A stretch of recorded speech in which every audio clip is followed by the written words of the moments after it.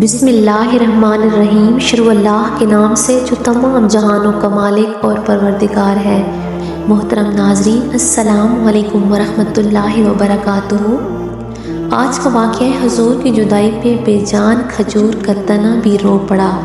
حضرت محمد صلی اللہ علیہ وآلہ وسلم جب خطبہ ارشاد فرماتے تو کھجور کے ایک تنے سے ٹیک لگا لیتے تھے۔ کھجور کا جو تنا تھا وہ ایسے بے جان اور سوکھا سا تھا جو مسجد کے ستونوں میں سے تھا۔ پھر کچھ عرصہ کے بعد ایک صاحب نے حضرت محمد صلی اللہ علیہ وآلہ وسلم کو ایک نیا منبر تعمیر کر کے دیا، اور حضرت محمد صلی اللہ علیہ وآلہ وسلم وہ پرانا منبر چھوڑ رہے تھے اور نیا منبر جو بنا دیا گیا تھا اس پر جلوہ گر ہوئے۔ تو جس تنے کے پاس آپ خطبہ پڑھتے تھے وہ تنا زاروں قطار کے ساتھ رونے لگا، اور حضرت محمد صلی اللہ علیہ وآلہ وسلم سے کہنے لگا کہ یا رسول اللہ صلی اللہ علیہ وسلم، میرا دل کرتا ہے کہ میں پھٹ جاؤں۔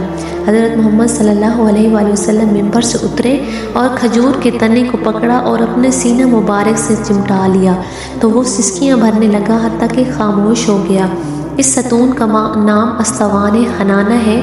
رونے کی آواز جب صحابہ کرام رضی اللہ تعالیٰ عنہ نے سنی، جمعہ والے دن حضور اکرم صلی اللہ علیہ وسلم اس سے ٹیک لگاتے تو یہ ستون حضور کی پشت مبارک کے بوسے لیتا۔ اس سے حضور کی جدائی برداشت نہ ہوئی اور زور و قطار رونے لگا۔